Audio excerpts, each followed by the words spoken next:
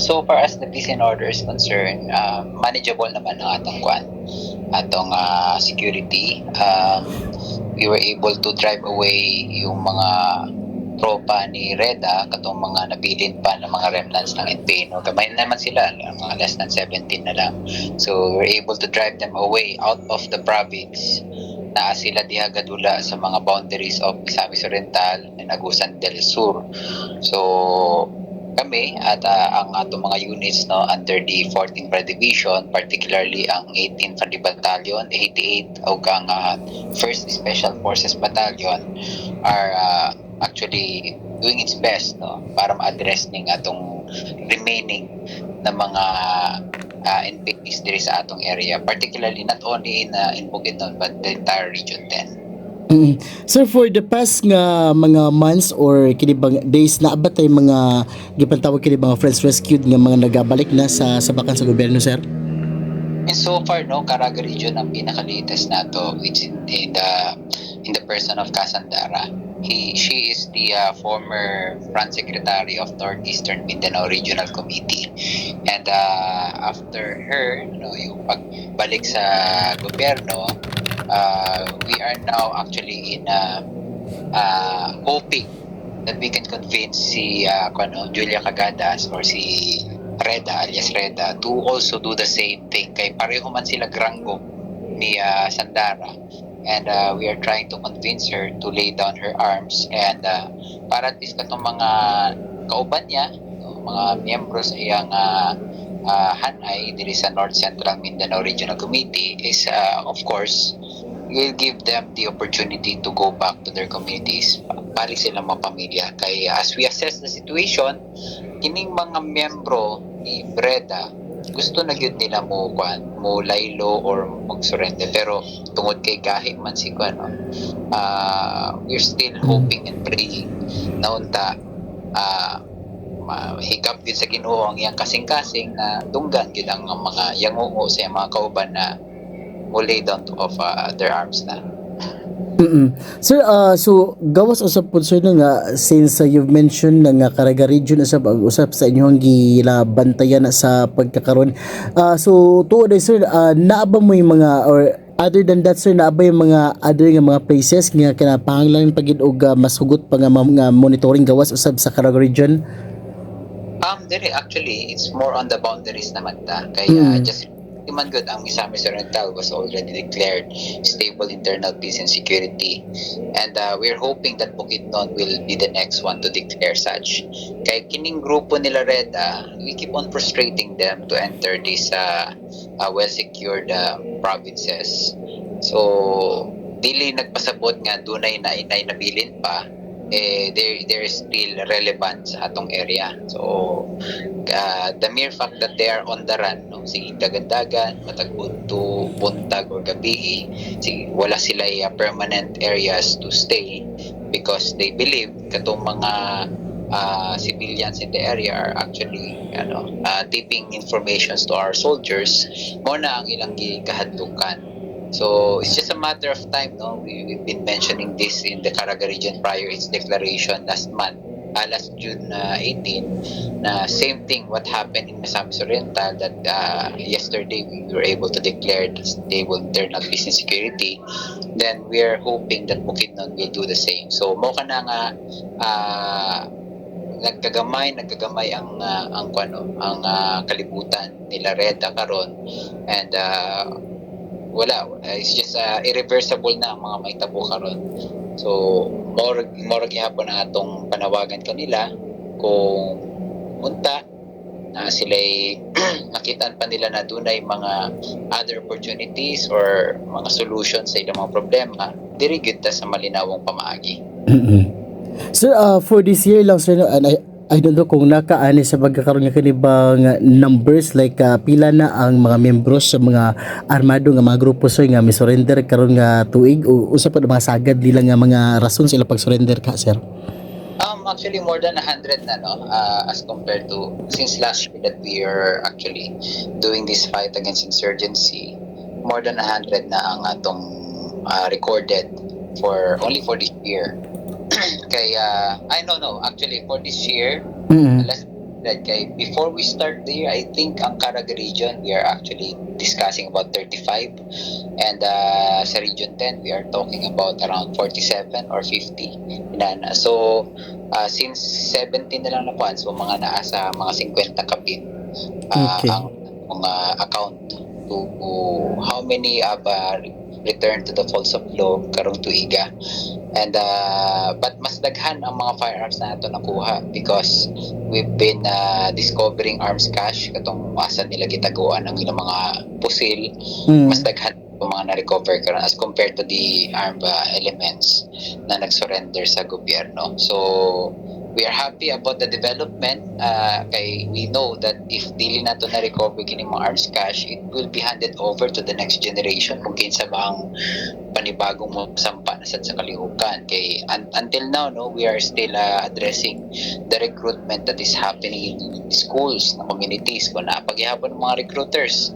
Kini sila kasagaran dili sila armado, but they actually force the people or the children, the innocent, to rebel against the government. Mo kana nga kami hugot ang among operations not only in the mountains but of course in the communities to tell people about the lies and deceptions of this group nga dugay na natong ginatubang sa atong nasod.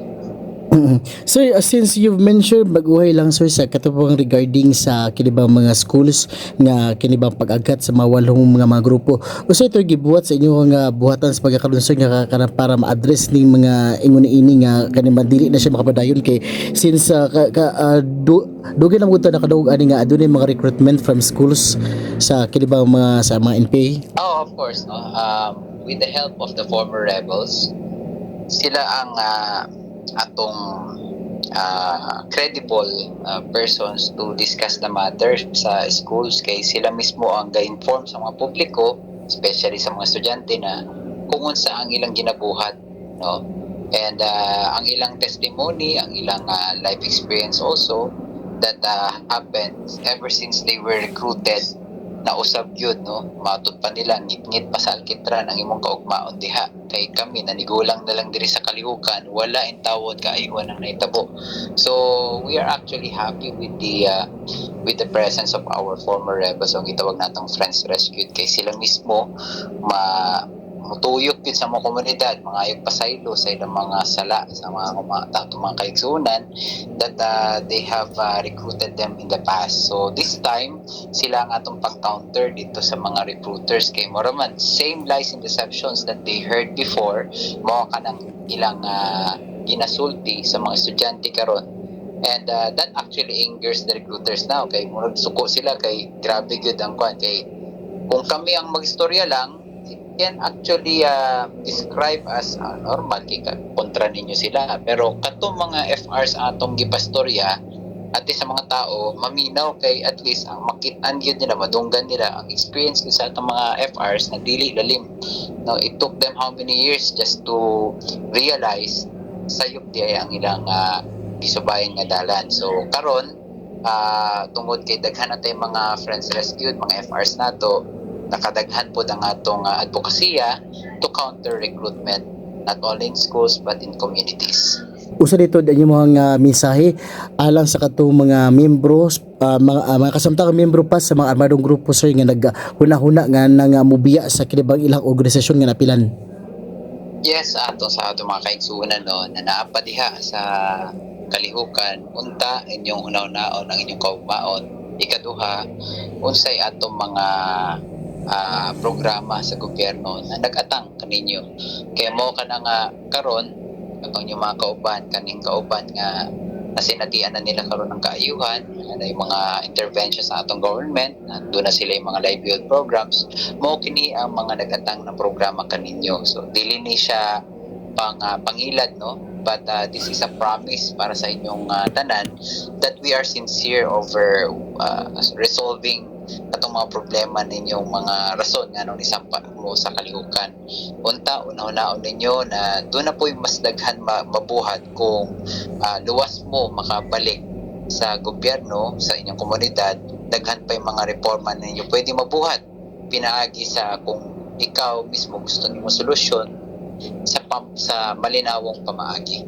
Dili ka ng gubot, no? Kay wala daghan ang mga nakalas na kinabuhi na antud karon nahimo na silang history sa atong insurgency diri sa area ng Northern Mindanao. So hopefully dili mo mahimo na buhi paghihapon mo kung dunay mo advokasya, at least ang inyong kiningtingog madunggan para gihapon tungod kay gisubay mo sa tulid nga dalan. So mao kana. And we also urge the family of katong mga pamilya sa mga nabilin pa sa ano. So dili mo magpadayon unta mo sa inyong pag-awhag sa inyong mga pamilya na munaog nasa kalihukan. Ug ipakita nato na doon na tay mga kausaban na nahitabo sa atong mga komunidad na maayo pod sa atong sumusunod na henerasyon. Sa 4th Infantry Division, of course, no, padayong gihapon ta sa atong strengthening ng atong reserve force development, no. Ikaduha ang atong pagbalik dito kay syempre doon na pa yung mga programa na kinahanglan i-plaster pa kay dili pa human ang trabaho, no. Bisag nag-declare na tag stable internal peace and security, dili nagpasabot na human na ang trabaho sa inyong kasundaluhan. Mas daghan pa kanon ang atong kinahanglan buhaton because we wanted the people to go back katong paglove nato sa atong nasod, to be more patriotic, no, to serve the reserve force, to help us in securing our national territory. And of course, sa atong mga kaigsunan na nibalik na, i-plaster nato silang maayo aron makalahutay ang ilang mga livelihood programs diha kauban ang ilang mga pamilya.